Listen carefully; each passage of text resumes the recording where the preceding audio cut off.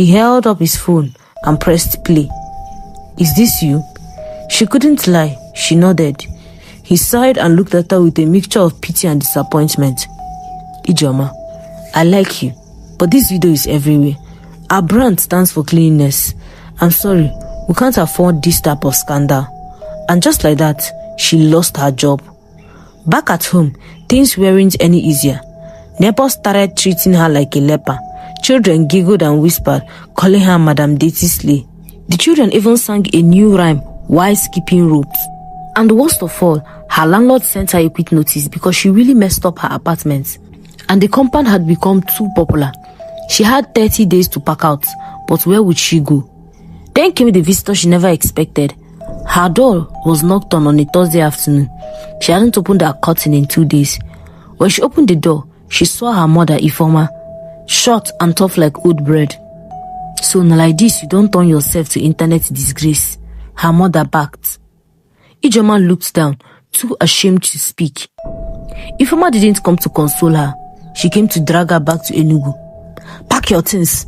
You don't shame us enough. You won't kill yourself because of makeup." She didn't want to return to Enugu, the town she ran away from. But after she considered how messed up her life was, she had no job, no man, no friends, and no more image to protect. She packed her bag and followed her mother back to square one. Her father didn't say a word when she walked in. He simply adjusted his radio and turned the volume up. Her old room was still there, dusty, dark, full of cobwebs and childhood regrets. For days, Ijeoma did nothing. She lay in bed thinking. No Instagram. She refused to go online that day because the jest and mockeries were too much. No mirror selfies, no false lashes, just silence. Until one day, she followed her mother to the market. She began to help her mother in her business. She had 5 customers at once, and Ijeoma instinctively helped, bagging items, collecting cash, and doing calculation in her head. An elderly woman smiled at her and said, "You are a very good child, my daughter. You dey help your mama well." Something inside Ijeoma softened. It was the first compliment she had received in weeks, and it wasn't about her looks. That night, Ijeoma changed for good. She removed the nails on her fingers. She scrubbed her old room, swept, mopped, washed the old curtains. She cleaned, not to show the world, but to heal. For the first time in years, she felt peace. She looked at her reflection in the window pane and whispered, "I don't want to be dirty again, outside or inside." And from that day onward, Ijeoma became a clean girl both inside and outside. She was no longer the filthy, dirty girl everyone knew. But when she thought her life was finally finding its rhythm, an old friend from Port Harcourt showed up at the market. Her name was Nancy, and she had a new opportunity. Nancy was now a YouTube documentary producer, and she had an idea. She wanted to interview Ijeoma for a new episode titled "The Girl Behind the Filter," a story of beauty, shame, and redemption.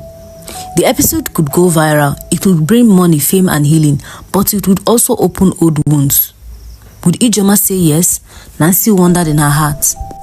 So one fateful day, Nancy went to Ijeoma's stall. She wore dark shades, a camera bag over her shoulder. She looked up, and there she was. Ijeoma had her hair tied back, no makeup. Her wrapper was stained with pepper oil. She was slicing okra beside her mother while laughing with a customer. When Nancy pulled down her glasses, Ijeoma was surprised. "No way! Nancy, is this you?" Nancy called out, "EJ, baby!" They hugged happily and exchanged pleasantries. Nancy didn't waste time. She decided to tell Ijeoma why she came. "I'm working on a documentary about fake lifestyle, plastic beauty, social media lies, and I want you in it." Ijeoma caught her breath. She swallowed hard. "You want me? To talk about what?" "Yes, your truth, your fall, your comeback. The world needs to hear it. You don't need to give me a reply now. You can think about it and call me tomorrow," Nancy said. Back at home that night, Ijeoma tossed on her mat. The ceiling fan squeaked above her. She couldn't sleep. What if the world laughs again? What if Emeka sees it? What if it ruins the small dignity she had left? But she accepted it because deep down, she knew she was tired of hiding. Her reputation was already in ruins. There was nothing more to lose because she had lost it all. Let the world say anything, because now I must show myself. I'm proud of the new me. No one is perfect and everyone has their flaws, she said to herself. That morning, in a small room, she had an interview with Nancy. Ijeoma poured out her heart and said everything she had bottled up since the time of her disgrace. The documentary went live 1 week later on YouTube. In 48 hours, it hit 1.2 million views. That was how God remembered her and her life changed. People felt pity for her, and then her Instagram DMs exploded, not with insults, but with job offers, speaking invites and partnership. But then something unexpected happened. She got a message request from Emeka. I watched your documentary. I'm happy you are a changed person now. You are brave and I admire that part of you. Please, can we talk? Ijeoma's heart thumped like a drum. She dropped her phone, stared at the wall. After all these months, after the shame, the man who walked out of her life was asking for another chance. Ijeoma was very happy. One evening, Nancy came rushing to her shop.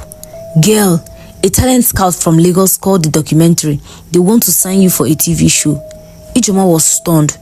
From dating slave queen to potential TV host, everything was happening too fast, too good, too perfect. Ijeoma was so happy and excited, but life had one more twist waiting.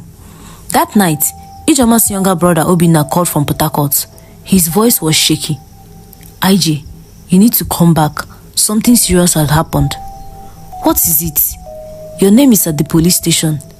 The girl who posted your kitchen video, her mother has reported you, saying you caused her daughter mental problems. What? How? Ijeoma asked. They said ever since she posted the video, people have been bullying her online. They called her wicked and heartless for posting that, especially after you lost everything. The girl tried to take sniper. She's in the hospital now. Her mother is shouting, saying you've ruined her daughter's life. Ijeoma sighed deeply and said, well, let her keep shouting. Her daughter got what she deserved. Thanks to her, my life has changed. I'm no longer the Ijeoma they used to know. Why is this happening now, Obinna? Ijeoma finally asked. They say the girl is under psychiatric care. Her mother claimed the shame from your video drove her to attempt suicide. The next day, Ijeoma walked to the police station. An officer at the desk looked up and said sarcastically, the celebrity madam, you finally arrived. Ijeoma was led into a room where the mother of the girl who posted the video was already waiting. Her eyes were bloodshot, her face drawn with sorrow and bitterness. You, Mama Ruth shouted, you ruined my daughter's life. She posted that video as a joke and you turned the world against her. She filmed me without my permission, Ijeoma replied. She's just young. And I was broken, Ijeoma snapped. That video destroyed me. I almost drank poison too, but I chose to fight back. Silence fell. The officer stepped in. Enough. You've both hurt each other, but continuing this fight will only cause more damage. Maybe this is a test for both of you. That night, Ijeoma visited the hospital. Sabina lay weakly on her bed, her head shaved, skin pale and eyes dull. Ijeoma sat beside her and asked her, how are you feeling now? Sabina turned to her slowly. I just wanted to impress myself. I was jealous of you. I'm sorry. I didn't know it would go that far. Me too, Ijeoma said softly. I lived for attention and it nearly killed me, but it doesn't have to kill you. She reached for Sabina's hand. Let's heal together. A new show began, airing on YouTube and DSTV, with Ijeoma as the host of the TV program.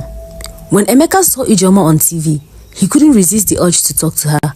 He wanted her back in his life, so he called her immediately. Ijeoma, it's me. I know, she said calmly. I wanted you to know I'm proud of you. I saw your show. Truly. And if there's ever space in your heart, Emeka, she said gently, cutting him off, I'm healing and I'm not going back to broken places. She hung up, not in anger, but in peace. Ijeoma rented a new apartment in Lagos, spacious, clean, plants by the window. A small wooden sign by the door read, beauty is not what you wear, it's who you are. Her life had changed for the better. She stood by the window, sipping tea. She looked down at the city, alive, loud, unforgiving, but full of second chances. The moral lesson of this story reminds us that we must not judge by appearance. The cleanest people outside may be drowning inside. Social media is a max. Never envy what you don't understand. Shame isn't the end. It can be the beginning of purpose. Forgiveness for others and yourself is healing. You don't need a perfect past to inspire the future.